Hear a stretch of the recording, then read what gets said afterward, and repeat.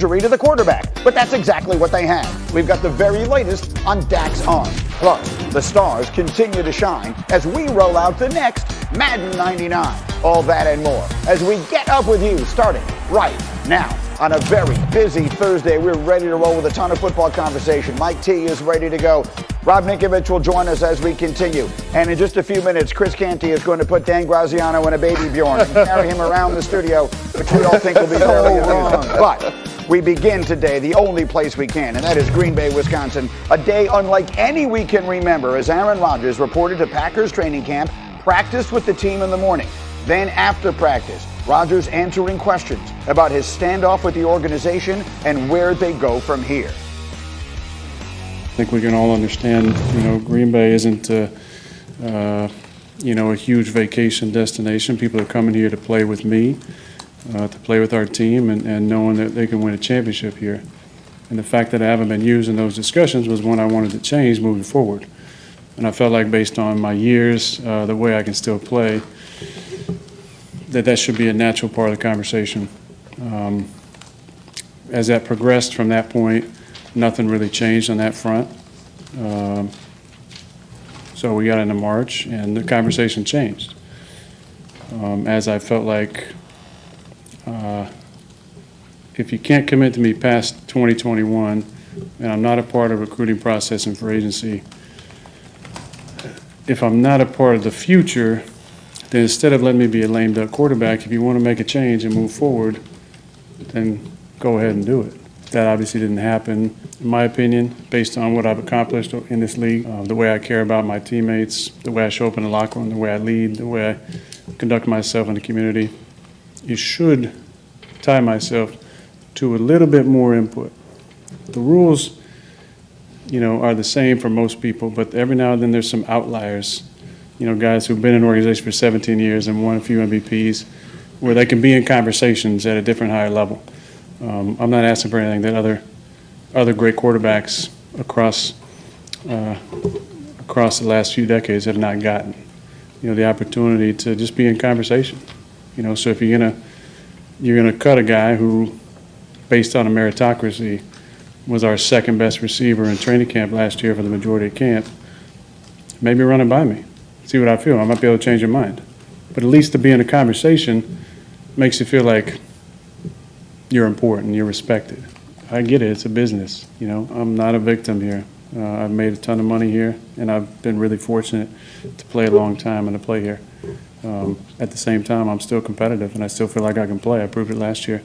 So I felt like making a commitment past the 2021 season was not a big deal. And there are ways to do that. That wasn't necessarily accomplished, and so that's why we're here. Aaron, you said.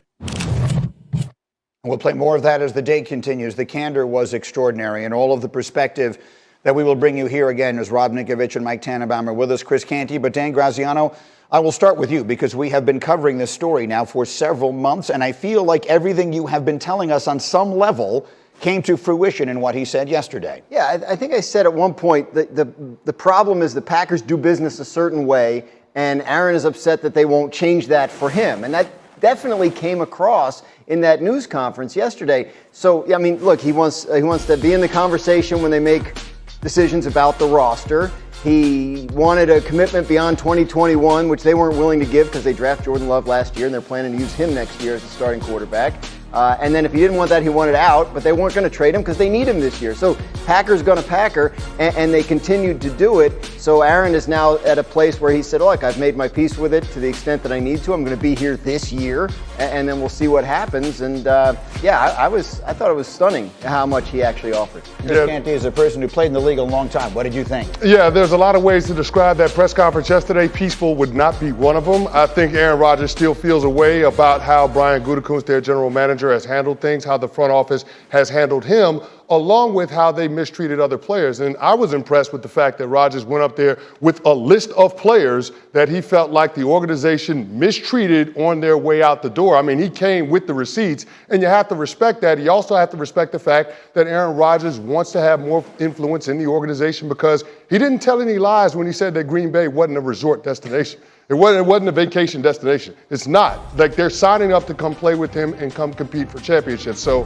while I understand how the Packers do business, I also understand that there's a way that NFL teams do business, especially when it comes to quarterbacks and allowing them to have some say-so. And I feel like the Packers, they're playing a dangerous game right now with Aaron Rodgers. 2021, they're all signed up for. We'll see what happens after that. Louis Riddick always says it's a relationship business, and one way or another, clearly they allowed this relationship to get completely sideways, and Rodgers was extremely candid about it yesterday. Let me bring Rob Ninkovich into the conversation, who had some really fascinating perspective on this in our meeting this morning, particularly as it pertains to the experiences you had in another organization that's been even more successful, and that would be New England. Yeah, and listen, when I listen to Rodgers and walk up to that podium and just be honest, that's what he was. He was brutally honest, and isn't that what we want? We want somebody to come up to the podium and just say exactly what happened. Usually, that's not the case. And unfortunately, Aaron Rodgers, just like every other player in the NFL, it's the hierarchy, it's the upper management, it's we have power over the players. You do what you're supposed to do, that's throw the football. You're the linebacker, go make tackles. We will make the decisions here. We'll cut the players we want to cut. We'll bring in the players we want to bring in. We're going to let go of the veterans that we want to let go because they're too old. And unfortunately, for a lot of players, we have no say. And Aaron Rodgers, all he wanted was to be heard in him saying, listen, this is our best receiver last year. Why did we cut him? And I've been in situations where, I think back to 2007, a team that was terrible in the Miami Dolphins. All I went up to the head coach and asked him was for some playing time. He looked at me and said, hey, we got the guys in here that we think are our best chance of winning. I looked at him and said, we're 0-10, right? So there are instances in the NFL where things they don't make sense, right? They don't make sense. And when you have those situations, in New England, Bill would always come up to me or a captain or a guy that he really respected and would say, hey, what do you think of this guy? What do you think of that? What do you think of this scheme? What do you think of that? And I think that there's the difference in certain organizations. They go to the beat of a different drum, and maybe that's why they're more successful. And other organizations never, ever get to a place where some are. And I do believe it's because of the way that they're run from the top down. And in this situation, we're clearly seeing that a Hall of Fame football player, all he wants is to be heard. And hey, listen to what I have to say. I'm pretty good, right? But then you have your people up in management that probably never stepped foot on a football field that say, oh, no, we got this. We're good. And you look at them like, what are you talking about, dude? You never played. And so let me bring in one of those people, and that would be Mike Tannenbaum. And but Mike, all kidding aside, many people viewed this yesterday. This was painted in many corners as Rodgers torches Gutekunst, and he will unquestionably be gone next year. But you, from the perch at which you sit, and again, you were the GM in two different places, you saw it differently from that. Yeah, I saw it as an opportunity. First of all, I agree with most of what's been said, which is I thought Aaron Rodgers was pure, authentic. I was blown away by the attention and detail he had with no notes going back to Charles Woodson. But if I'm Brian Gutekunst, who, let's be fair here, has done a really good job. They've got to back-to-back championships.